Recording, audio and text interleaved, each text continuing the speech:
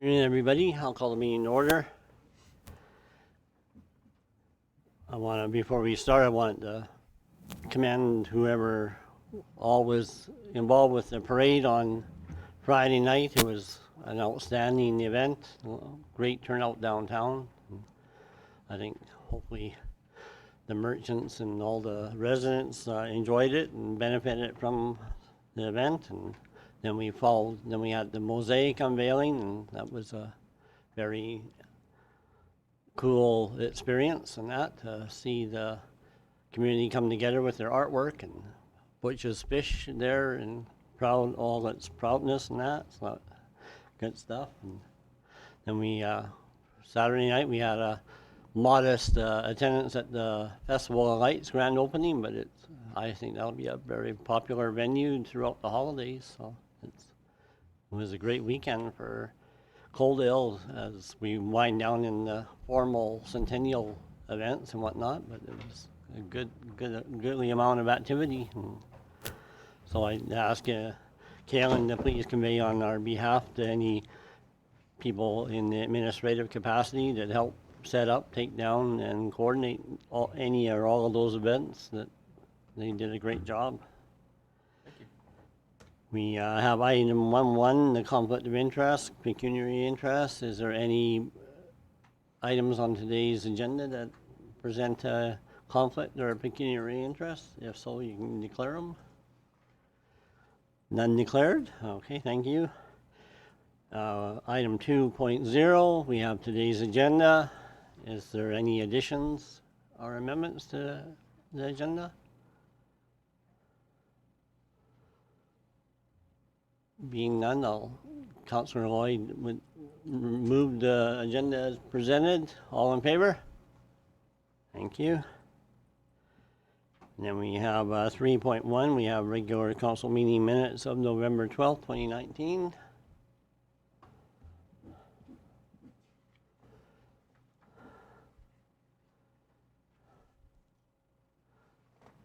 Any errors or omissions, corrections? They appeared. Councillor Pauls? Okay. Councillor Pauls moves the minutes as presented. Any discussion? Seeing none, I'll call the question. All in favor? Okay, that's carried. Thank you. All right. And we're a little bit early, but we can call upon Lyndon Hutchinson, the president of the Jemina West Museum Society, to grace us at the delegation table here, and he wants to bring forward an update on the museum, I suspect. Yeah. Thank you. I usually don't start early, though. Yeah. Well, I just wanted to introduce Doug and Dwayne are here with me in case I can't answer the questions. But I'd like to thank Council for this opportunity to come before you and tell you what the museum's been doing in the past year at least. And Carmen has made a few notes for me, so I'll try to follow them, but sometimes I skip a line or two. But she says our summer session was one of our most successful to date, with staff conducting a record number of school class tours this year. They had 6, and I think the last year they had 3. And in addition, there were to local visitors, received visitors throughout Alberta, as well as British Columbia, Saskatchewan, Manitoba, Nova Scotia, the United States, Germany, England, Australia, and Japan. And I guess 165 people from all that group I just read. That was quite impressive. I don't know, I didn't meet any of them, but someone did. During the summer, we held our second annual Heritage Day open house, which saw about 100 people visit and take part in the scavenger hunt, the heritage themed crafts, blacksmith shop demonstration by Doug here. Point number 3, our 2 staff members, along with the Arts and Culture Committee, which is a subcommittee of our society board. We're very thankful to be part of the town of Coaldale's big centennial celebration on Settlers Days.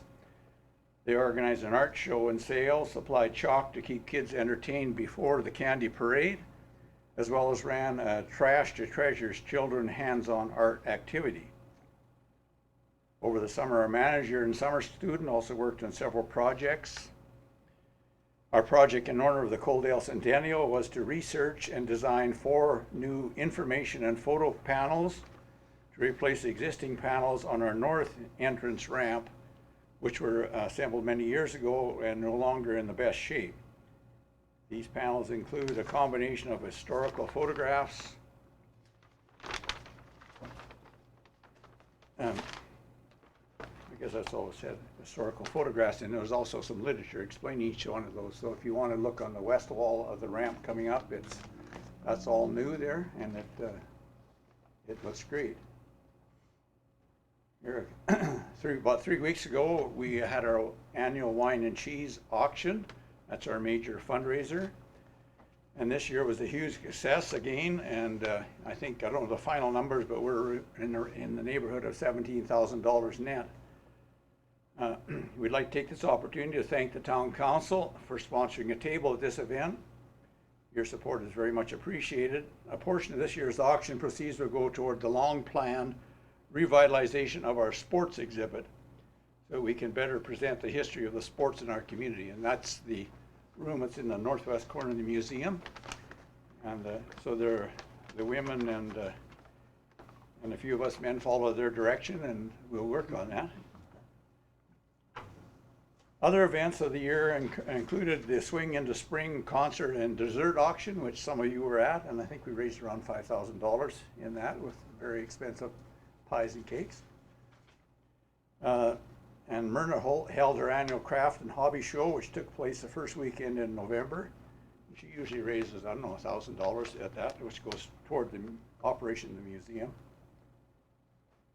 And the staff and volunteers were excited to build a display at the Kin Picnic Shelter earlier this year in a way to participate in the Winter Light Festival.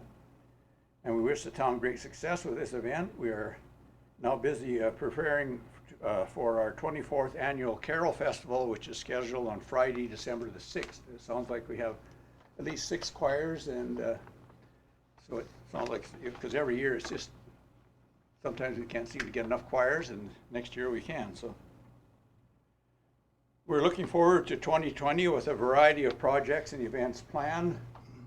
Our museum manager is already working on getting things in place for next summer. In addition to the sports exhibit, as mentioned, we're also looking into our outdoor agricultural equipment this year, as well as a few smaller projects. And I might just, as a side, in that agricultural equipment was moved out of the parking area when it was paved, and it's been in a town lot, and some of it was still there, and it's kind of a mishmash. So we're in the process of finding out whether it's on loan or it's donated to the museum, or whether it was accessioned or not accessioned, and looking at some way to arrange it more pleasingly in cooperation with the town. And we'd like to extend a very big thank you to the town for awarding us the annual $30,000 grant, which you started last year, and that takes a little bit of the pressure off us, so we can, we're not wondering we're going to be in the hole at the end of the year. And so I think this report is just to kind of give you an idea of what we're doing. It's kind of an ongoing thing of upgrading and the exhibits as we see them, and there's been a few new ideas come up since in the meantime. So I guess the floor is open to any questions about what we do, or why we do it, or why we don't do something else. And Doug and Dwayne can answer those. Very good delegation of authority. Well, thank you, President Hutchison, for taking time to update council, and we really appreciate that, and it's very good of you to offer to come forward with that informative update. Is there any questions from council to our presenter, Councilor Lloyd? Yes, through the chair, I'd like to personally and publicly thank Doug for coming out, taking a Saturday morning for homecoming and doing his blacksmith demonstration. It was really special to me because my dad built the blacksmith and Doug was trained under him, so, and I think it was a real hit for the homecoming. Thank you.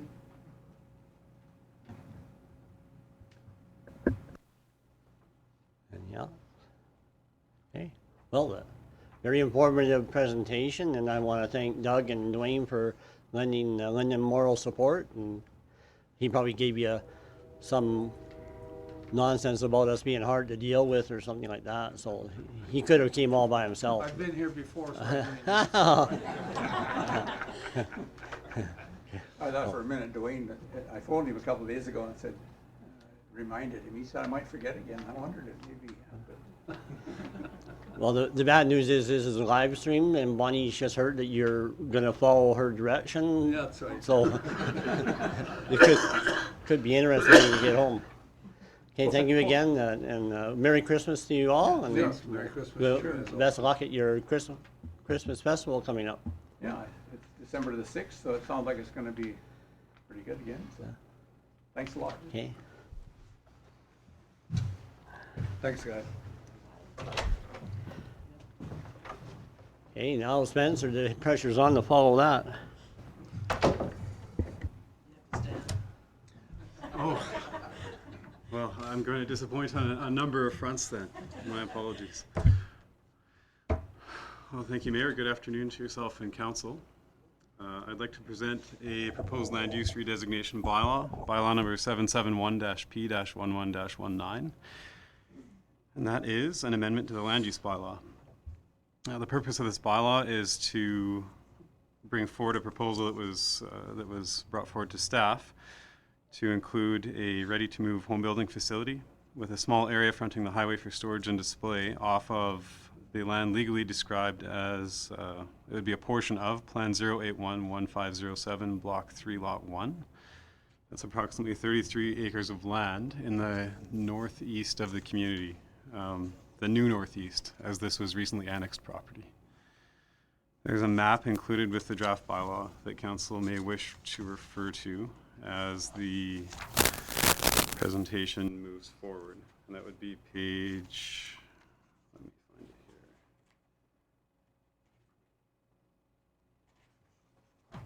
22 of 31.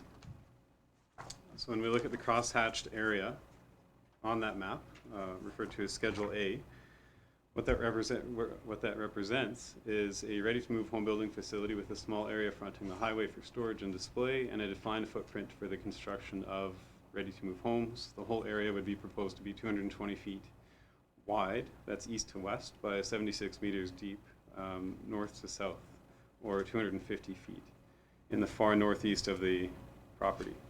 So again, this property was recently annexed. The current zoning is urban reserve.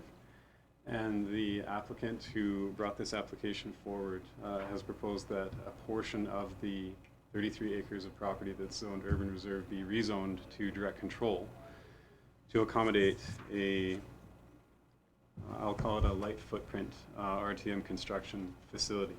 And the idea behind the light footprint comment is that it's not proposed that sanitary sewer or water servicing be brought to that portion of the site. So it would be somewhat transitional in nature. It would be a use that would be relatively easy to move at such a time that the future ultimate use of that land is realized.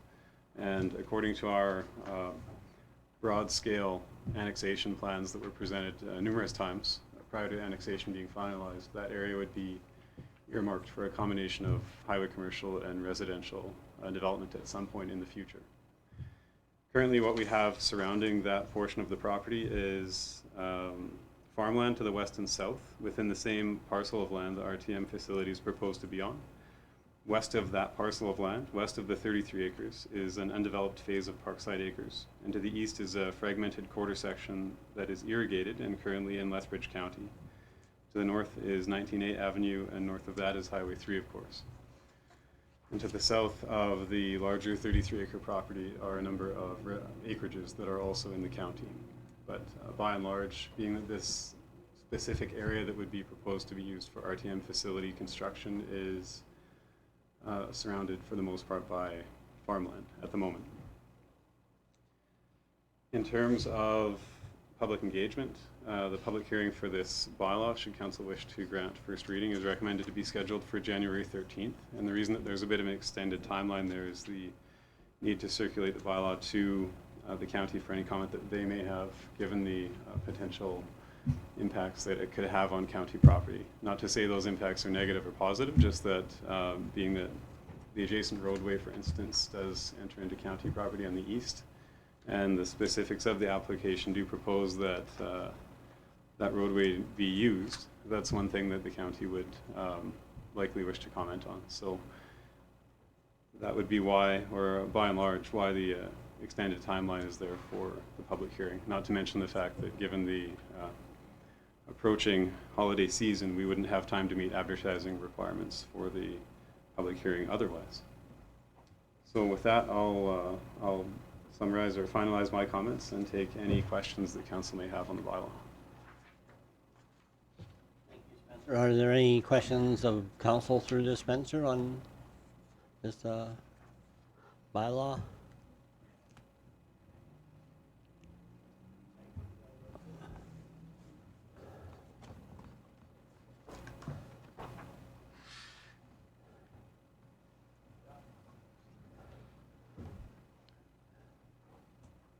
Councillor Simpson? Thank you, Your Worship. I would just move ahead with with option 1, make a motion for the first reading of the land use redesignation. Okay. And having the public hearing on the 13th of January? Okay, Councillor Simpson sponsors first reading of the bylaw and the holding of the public hearing on January 13th, 2020 as recommended by administration. Any discussion? Seeing none, I'll call the question. All in favor? And that's carried. Okay, and then Josh, you're up next. Welcome.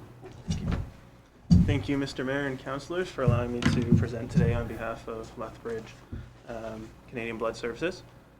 So as you're all aware, each year we sponsor the Coaldale Cares Give Life holiday campaign, and with that we conduct a holiday blood drive. So this year it'll be on December 13th at 10:20 a.m. So staff and administration are welcome to come and give blood during that time. This year there's one extra request from usual, and that is that someone, either the mayor or a member of council, come out to the event to act as a spokesperson. And other than that, they are also requesting a $150 donation towards the cause. So is that the event on the 13th, the same day as? Yeah. Oh, Yeah, at 10:20 a.m.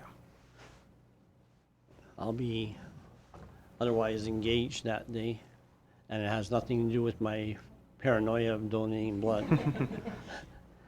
So, Councillor Simpson? Thank you, Your Worship. Just a question, did we donate 150 last year? Yeah, Right? Thank that's you. correct, yeah.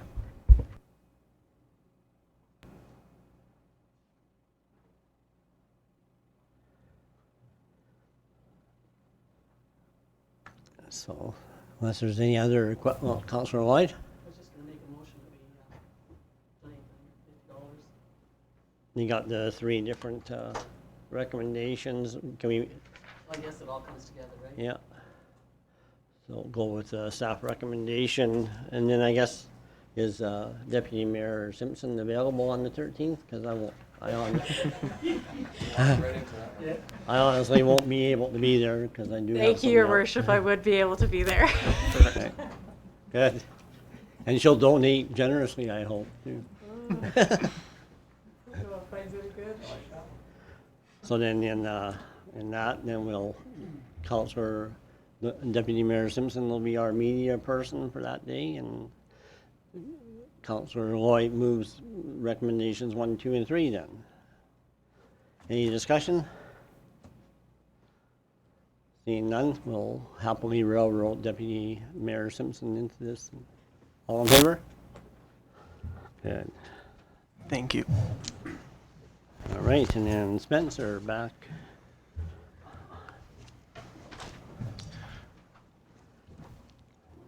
Thank you again, Mayor. It is my pleasure to present the summary of findings from the first phase of public participation for the Downtown Revitalization Project. As Council is aware, the two specific items that will be discussed here and the findings from those activities were approved on July 29th of this year as part of the public participation plan for this project. The two activities that were offered to the community to provide feedback on what they'd like to see out of the downtown revitalization project were in the form of optional walking tours where community members could get in touch with a couple of staff and go on a bit of a walkabout with them if they wish, to explain the different elements of how the street might be changing and other benefits of the project. The second offer was a online survey. It was also available in paper form if so desired. So between those two offerings for participation on this project, we had one individual participate in a walking tour. That was fruitful and provided a number of points for learning that can be considered in the next phase of the project. And the survey elicited 99 responses, which is helpful. So we can say overall we had 100 responses to the public participation offerings for this part of the project. Of the 99 responses for the survey, they were all focused on 3 key aspects to the project. So number one would be gaining general guidance from respondents to that survey regarding character elements of the street. The second point would be for respondents to share other streets that they've been to, that they've enjoyed, so that we could look at some of the character elements and design elements from those other streets from other parts of the province or country or world for some responses. And the third piece of the puzzle was for respondents to share what makes a Main Street area feel special to them, with the project being focused as much on creating a positive experience for those in that part of the town as designing it so it's as functional as possible as well. So with that, we did have quite a good response. There was a lot of positive interest in the comments that were shared, and ultimately, while the totality of the responses is attached to this report, it's quite simple really to summarize. What we found were common themes throughout those 99 responses, which were vegetation, places to sit and visit, a desire for more local shops and restaurants, things to do, unique and enjoyable events and activities, visually appealing buildings and signage, cleanliness in the space, and a variety of different activities to participate in.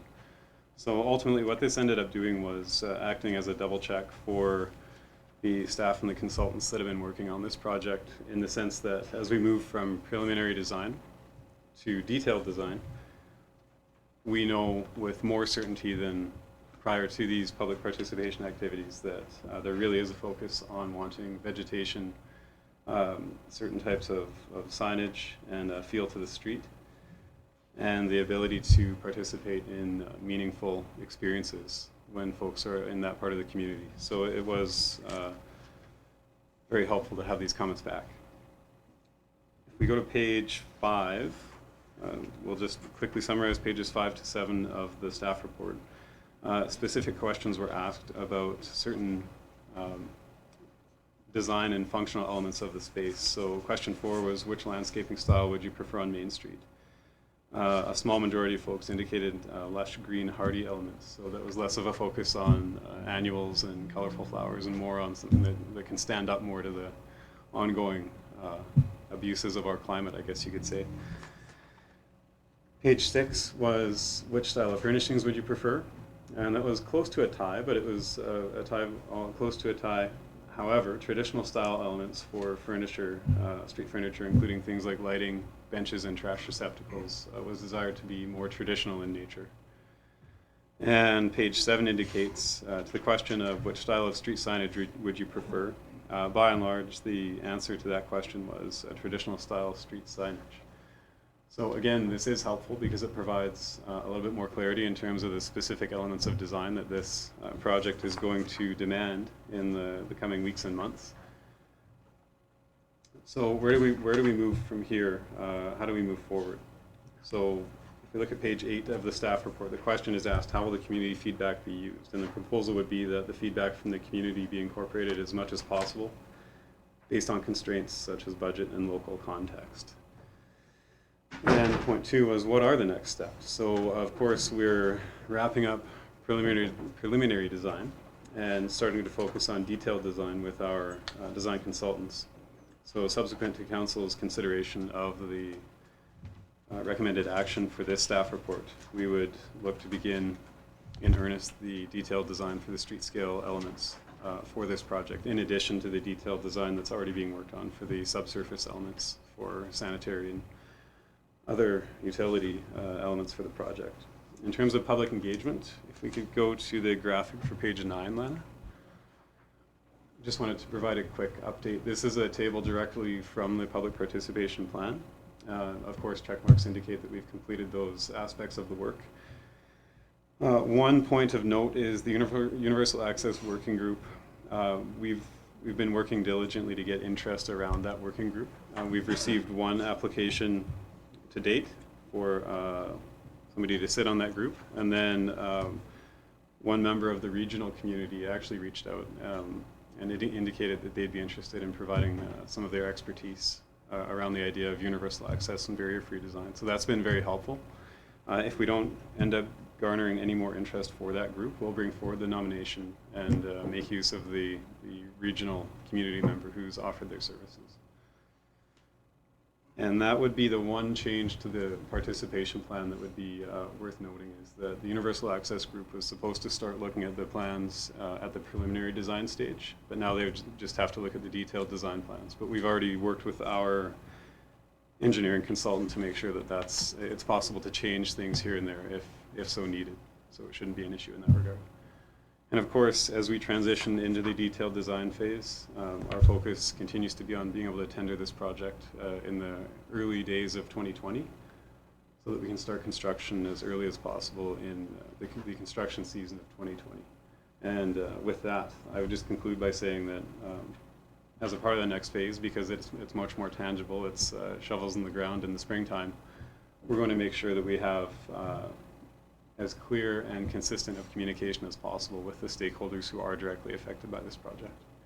And with that, I'll finish my comments and offer any answers I can to any questions you may have. Thank you, Spencer. Any questions through to Spencer on his presentation? Councillor Holm? Thank you, Your Worship. Great presentation. I like the way this is going. Just wondering, was there any added weight given to the survey from existing stakeholders, existing business owners on Main Street over just the general public, just so that we make sure that their input is really thought and listened to? Certainly. Through the chair to Councillor Holm, thank you for the question. The answer to that would be, I should have clarified earlier on in this presentation that the survey that was opened up to the whole community came on the heels of quite robust communication with the directly affected stakeholders, the businesses that are directly on Main Street. And the findings from the survey basically mirror what the business owners have been saying. Thanks for the clarity. Good question. Any other questions or comments? One quick question. Okay. In terms of ongoing updates, once the construction begins for the Main Street, what is the plan in order to provide updates to the community as well as the stakeholders in the affected construction area? Certainly. So through the chair to CAO Hastings, we do have a plan in place to have quite a robust webpage set up the way that Lacombe, the city of Lacombe, had used a webpage very effectively during their project. Subsequent to visiting their community and speaking with some of their staff, we found out that they've won all sorts of awards and fun things for their process. So we're excited to use that same process. And one of the points of learning that they shared with us, that they highlighted, that we will be using, is to make use of a liaison that works directly with the construction company, who's readily available all hours of the day during the construction phase of the project. So that will be a win-win, certainly, because it will have staff much more aware of the on-the-ground challenges that they may face day to day, and the business owners would have equal access to that individual to make sure that any of their issues are taken care of as soon as possible. Councillor Simpson and Councillor Pauls? Thank you, Your Worship. to Mr. Croyle. Question for you with the like the web page. Can we do a handout first, a mail out first to the individuals so that they kind of have it and then they have a reference to go if there's any delays or anything to the web page? Through the chair to Councillor Simpson, we can certainly do that. We'll make sure that that's incorporated into the rollout of that next phase of communication. And Councillor Pauls? Thank you, Your Worship. Through the Spencer, are we narrowing Main Street? Like, is the asphalt going to be less? Through the chair to Councillor Pauls, you're putting me on the spot a little bit because I'm trying to remember what the preliminary design drawings look like. I do believe the driving lanes are, if not the same, close to the same, and the sidewalks will be widened just a little bit. So there may be minor impact to the width of the driving lanes. However, that needs to be considered in the context of the average speed of vehicles traveling down Main Street, which we found to be under 40 kilometers an hour. Right? Thank you. Any further questions, comments? Okay, thank you for your report, Spencer. And we have the recommendations received just for information, and then also to use the input as much as practically possible going forward. Does anybody want to? Councillor Simpson moves that we adopt staff's recommendation, option number 1 and 2, as presented. Any discussion? Seeing none, I'll call the question. All in favor? That's carried. And then we have information item 11.1.